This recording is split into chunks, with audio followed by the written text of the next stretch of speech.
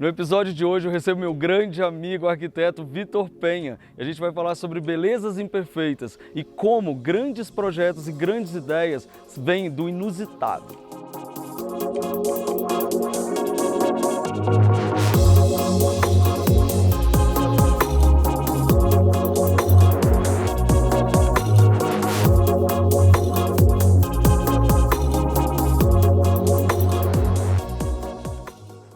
Este papo é muito especial porque eu tô com meu grande amigo Vitor Penha.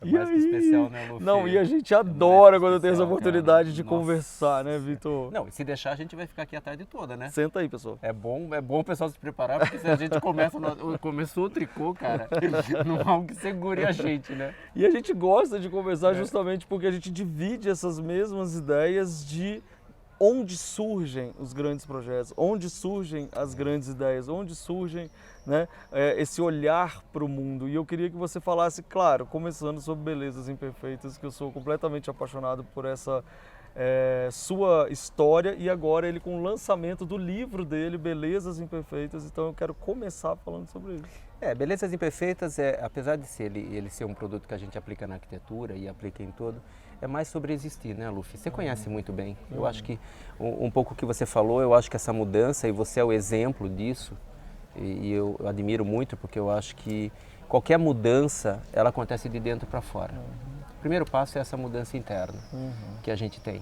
E você, mais do que ninguém, ensinou muita gente a ter essa mudança interna para que, a partir dessa mudança interna, isso se impregne na sua casa, que sua casa vire uma célula que consiga impregnar a sua vizinhança e que essa vizinhança consiga impregnar o bairro e o bairro impregna a cidade. Então não adianta, esse movimento começa de dentro para fora. Sim.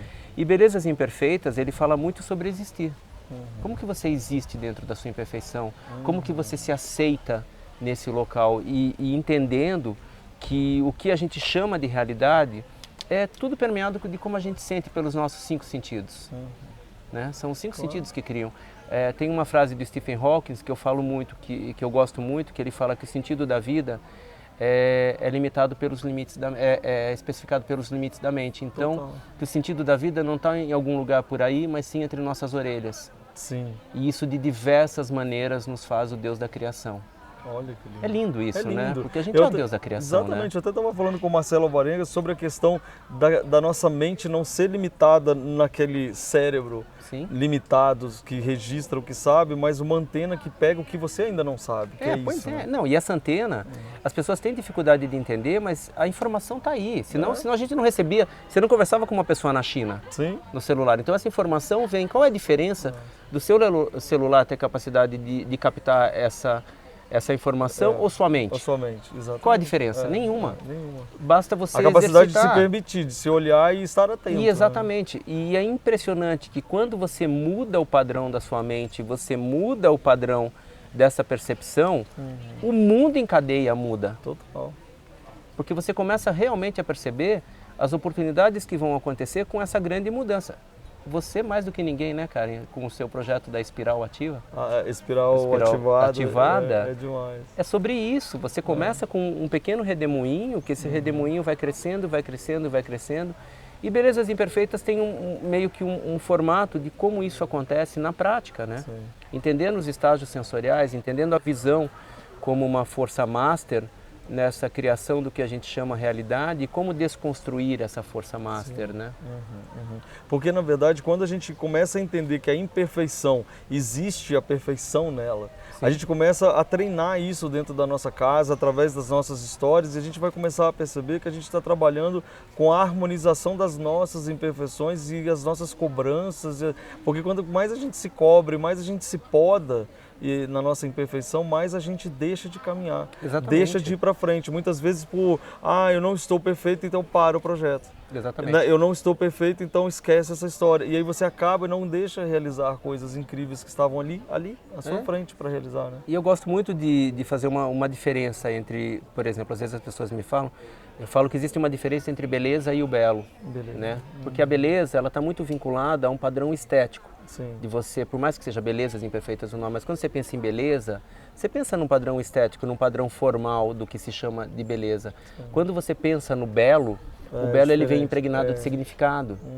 Ele vem impregnado de algo maior, que traz uma mensagem por fora.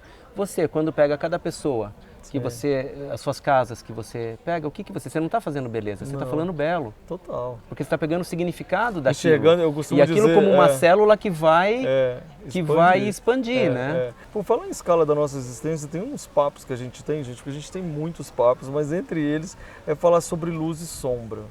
Porque tem a ver isso, sabe? Essa capacidade que a gente tem de entender as questões, né, da criatividade, estamos aqui, etc e tal, mas tem também as outras partes que são as sombras, que você fala muito, eu queria que você falasse sobre isso. Mas até nesse outro ponto, calma, onde tem sombra, a luz, ao contrário. Fala pra mim.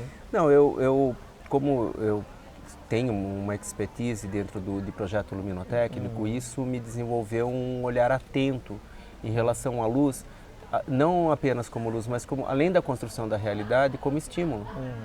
Ela é um estímulo que você vê. Então esse estímulo me fez compreender que um projeto de luz, o que funciona em Londres não funciona aqui, né? O que funciona para um não funciona para outro. Por exemplo, no meu curso eu mostro que eu pego um rosto de um manequim, que quando ele está iluminado, e peço para as pessoas terem reações em relação àquele rosto. Legal. Então aquele rosto passa a ser, as pessoas, ele está alegre, ele está triste, ele está bem. Quando entra a presença da sombra naquelas fotos, ou uma sombra muito dramática, necessariamente mexe com as sombras internas. Me deu medo, me deu tristeza, ele está triste. Então eu mostro que a presença da sombra sempre está relacionada às nossas sombras internas. Certo. Né?